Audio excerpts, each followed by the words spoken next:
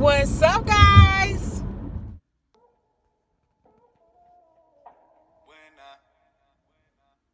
When I pull up on a hater, watch a hater fall back. I'm too good with these hands, watch a hater fall flat. If I die, all I know, I'm a motherfucking legend. It's so great for my city. I'm the realest one that's repping. Oh my God, if I die. So I could not wait to get off of work so I can share this horrible day with you guys. My day is about to get better because I'm going home and I'm gonna cook spaghetti for baby, and tonight I'm eating taco salad because I still have some of that seasoned ground turkey left over, so I'm gonna eat that for dinner tonight. But I just had to come and share this horrible day with y'all. So I'm gonna tell you 2 stories, and the first one goes like this. So baby said the other day that, like, when we were driving, like, it felt like something was wrong with my tire, and she said it was the tire up here, my passenger seat tire at the front. So I was just like, I don't know, but the more I drive, the more bumpy it felt, right? So I was like, okay, cool, I just go get it checked out. Well, me, doing all this driving and stuff, of course my stuff, if it's bad, it's gonna get worse real soon because I drive for a living. So that's when y'all saw in the vlog the other day that I went and got those changed. So I told him to put the 2 tires on there. I don't want to, have no problems, no issues. Just put them on there. It is what it is. And then he looked at my back tires and he was just like, okay, those gonna need changing. You don't have to do them today, but just know you're gonna have to change them. And then me should have gone with my first mind. I should have said go ahead and change it. But I was like, okay, now, whatever. So I get those changed, I take off, and I'm just like, okay, I still kind of feel the bumpiness, but maybe, it got to give time to work or whatever. I'm drinking water. And then I was like, okay, cool. So yesterday, me and Willie go to one of my accounts, and he always rides with me. So when he gets in the car, he's riding, and he goes, it feels like your back wheel on the back side is like doing like this. So I was just like, it is? And he was like, yeah, you probably need to get that checked out. And when we got to my account, he actually looked at it and was like, yeah, you're gonna need new tires. So I was like, well, yeah, the man told me I was gonna need them, but he told me I can hold off. And Willie's like, no, don't hold off, go ahead and get them. So I was like, okay. So when I got off of work yesterday, I went by the tire shop. He didn't have my size that I need for my tires. So I was like, okay, I'll just wait till Saturday so I can go to the one that I normally go to, where I go get my oil change and stuff, and then I'll let them do an oil change and change out the tires and everything. Well, today I'm driving to Richardson, which is 41 minutes away from my job, and I'm going 75 on the tollway, y'all, and my back tire, the one that Willie told me was bad, blew out. And I'll insert a picture here. So as y'all can see, like, that was crazy. Like, I was going 70. My car didn't like spin out or nothing. Like, it kind of, swerved a little bit. But I was okay. And it was like, if there was ever a time to have a perfect blowout, it was at that point, because I was approaching an exit. So I was already in that lane, so I didn't have to cross the freeway to get in other lanes. So when it popped, I was like, shit. So I pulled off the freeway, made that exit, and then I just stopped at the red light, and I was like, Crystal, what to do? My first thing was, on the back of your driver's license, well, I know in Texas anyway, on the back of our driver's license, there's a 1-800 number that you can call. They'll come and change a spare tire, they'll bring you gas, they'll do all this kind of stuff. So I was like, well, just call the 1-800 number, have them come and put a spare on it, because I was going to see a customer. Have them come and put a spare on it. You ride on that spare tire until you get off, and then you go get tires. That was my first mind. And then my second mind was like, no, don't do all that, because now you're gonna have to sit here. You don't know how long it's gonna take. You don't know what exit you are, so you're gonna have to try to explain to them, where you are and stuff like that. So just Google tire shop. So I pulled up my Google Maps, which I love that app. Like, you don't have to have a specific address for nothing. You can just type in the name and it'll pull stuff up. So I pulled up, I just typed in tire shop. So a Goodyear tire shop was like 1.4 miles away or something. So I turn on my emergency lights and I just go 20 miles an hour, which I know that was bad because I could have bent my rim, but I was like, I do not have time to wait for tow trucks or none of that. Like, I need to get out the street for one and get this tire fixed. So Yeah, I just go 20 miles an hour until I get to the tire shop. And as soon as I pull up, the guy goes, "Oh my God, you've had a blowout." And I'm like,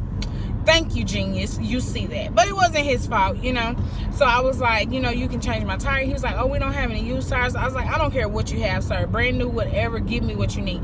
And then I said, "As a matter of fact, go ahead and do brand new tires because I need a warranty on these because I drive for a living." So I got brand new tires put on, and I have a 55,000 mile, I wouldn't say dollar, 55,000 mile warranty on them with Goodyear. So, you know, if anything happens or if I do have a blowout or anything, I can go and get it changed. I only pay for labor. I won't have to actually pay for a tire. So that situation turned out to be good because, like I said, I could have been driving down the freeway right now where it's traffic and I could have had a blowout or anything like that. But I just felt like, you know, it happened. If there could be a perfect time for me to have a blowout, that was like the perfect time. So that was the story number one. It had a bad start, but it had a great ending. So now I'm driving smoothly. I don't hear that noise. My wheels not bumping. You know, Chanel is good on the tire situation. So let's get into this next story. I get back to the plant and I end up, you know, saying I can't do life today. It is what it is.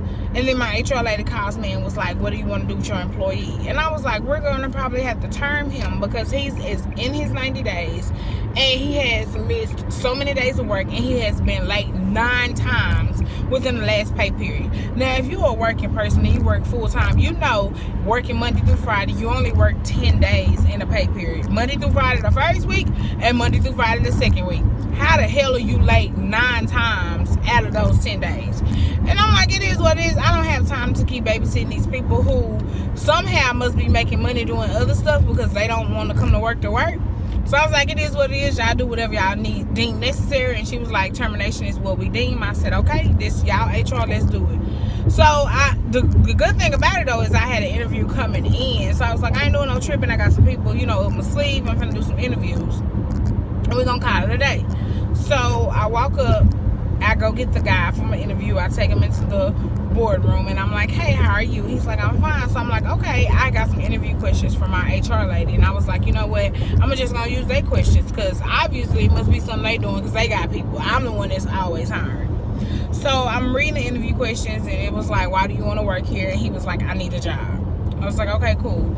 And then I said, "Did you ever have a problem with employee at your last job?" And he was like, "Yeah, man, this nigga had said," oh, I'm sorry, I didn't mean to say nigga, but yeah, that nigga had came up on me. I'm talking, I just kept saying to y'all, I was like, that is what I hate the most. I hate that people see that I'm black and they just think I'm cool. They just think I'm that sister. You know what I'm saying? Like, I hate that we are in a professional place and we are at work. What gives you the right to think you could just be like, that nigga this, that nigga that? Like, if you say that, that's your business. But in a job interview, that is not the appropriate damn time to say it. So anyway, I knew then that I was done with him, but I was like, I'm gonna go ahead and finish this interview because I don't want him calling back saying he didn't have, you know, a decent shot at the job interview. So I go to, and he was telling me about the dude that he had got into it with his old job or whatever. And he ain't no punk and all this, that, and the third. So I was like, whatever. So I go to the next question. That was, do you have any previous planned vacations for 2017? It's something that I do like to ask. So if you already had a cruise planned, a trip planned, or something, you can let me know now so I can let you know if it's something we can work around, you know. So I asked him that and he was like, no, not really. He was like, my baby mama gonna get her taxes, and when she get her taxes, we normally go to ATL and ball out a little bit. He was like, but I'll let you know when that happens. What? I was like, oh my God. So at this point I was like really pissed off. So I said, excuse me, sir. I said, you do understand this is a professional interview and you are applying for a job to work, right? And he was like, oh, yeah. He was like, but I'm just trying to keep it real with you, little mama. Little mama, I'm 31 years old. I'm like, you know what? It is what it is. So at this point, I was like, okay, I'm done. Like, I'm over this. I'm not finna go through this. I already could have lost my life this morning with my tire blowout. And these are the games you want to play. But no, I said I'm gonna go ahead and ask this last question because when that car tried me. Because when I ask this last question, I'll get the answer that I need, which I already knew I was not going to hire him. He already said the nigga word so many times. And then he up here talking about his baby mama getting her texts and they balling out and stuff. So I asked him, I said, how did you hear about this job? And he was like, well, what had happened was my homeboy had came up here and he had interviewed with you. And I interviewed a guy last week. Was it last week or the week before last? I think it was last week. I interviewed a guy and he was like, yeah. And he was like, and you had called him and told him that you're going to go with another candidate, which I did. And, so he was like, yeah. He was like, he had told me, man, you should go up there. She fine, bro. Go up there. I was like, so you know the dude that I interviewed? And I said his name. And he was like, oh, yeah, that's my homeboy. That's why I be kicking with or whatever. I was like, so you applied for this job because he told you to come up here because I was fine. And he was like, yeah, he wasn't lying, boy. I told you. And he was like, really? Like, oh, boy, I can't tell you, boy.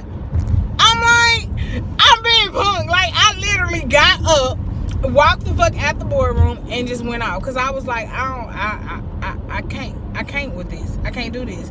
So I went and told my boss, I was like, can you go in there and let him know that we're not going to hire him for this position? Like, I don't even want him to think I'm going to call him. So he go do that, and then the dude leave. But whenever I start the interview, I always start off with my card. So I hand them my card, let them know who I am, what my title is, and stuff like that. So he had already had my card or whatever. So he leaves or whatever. So I'm just sitting there, and I'm just trying to get my life together. I'm going through emails, and I'm like, you know what? It is what it is. I'll let this go. Dude calls me, y'all. He calls me and was like, hey, you ain't had to go and tell old boy to come in there and tell me to leave. I would have left. He was like, but now since I ain't gonna work there with you, know what I'm saying, you can go ahead and lock this number in so I can just hit you up and you know who it is. I said, sir, if you call my phone again, I will call the police and tell them you're harassing me. Like, real talk. And he was like, oh, it's like that? Oh, you one of them bougie bitches. You one of them bougie bitches. Y'all, I didn't even have it in me to argue with this dude. I immediately hung up and I just blocked his number. And I told the secretary, I said, if somebody call up here looking for me, please ask his name. And if it's a dude, I don't want to talk to him at all. Send him to HR because it's only going to be that dude. Nobody calls up there looking for me. And I was just like, you know what? This day is so crazy. Today is me and baby's 9-month anniversary, and I was so excited about it, but the day in itself just turned out to be so crazy, like a series of unfortunate events. I'm going to name this video that, a series of unfortunate events, because I'm just like, this can't be life. So I said all that to say, I'm about to go home, cook baby her spaghetti, prepare my taco salad, and I'm just going to binge watch YouTube. I gotta watch the New Edition story because I didn't watch it last night. So I'm gonna watch that, and I'm just gonna chill out. I'm not taking no more phone calls, no texts. I'm just gonna get in my own zone and not worry about it, because I'm like, this day right here, I do not want to repeat. I don't want to do this day over. Like I said, my whole tire situation blowing, it was a blessing in disguise because I needed new tires anyway, and the dude even discounted it for me or whatever, and I got a warranty on it, so that turned out good. But this whole interview thing, like, I don't even want to interview no more, because I'm like, this is what I get. I hate the fact that they see a young, and yes, I'm young, black girl that's in a position of power where I can hire and fire you.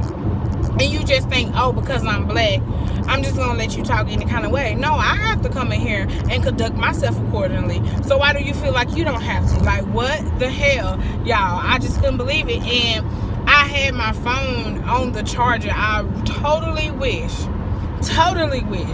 that my phone was charged up at that time, because I promise you I would have recorded that interview.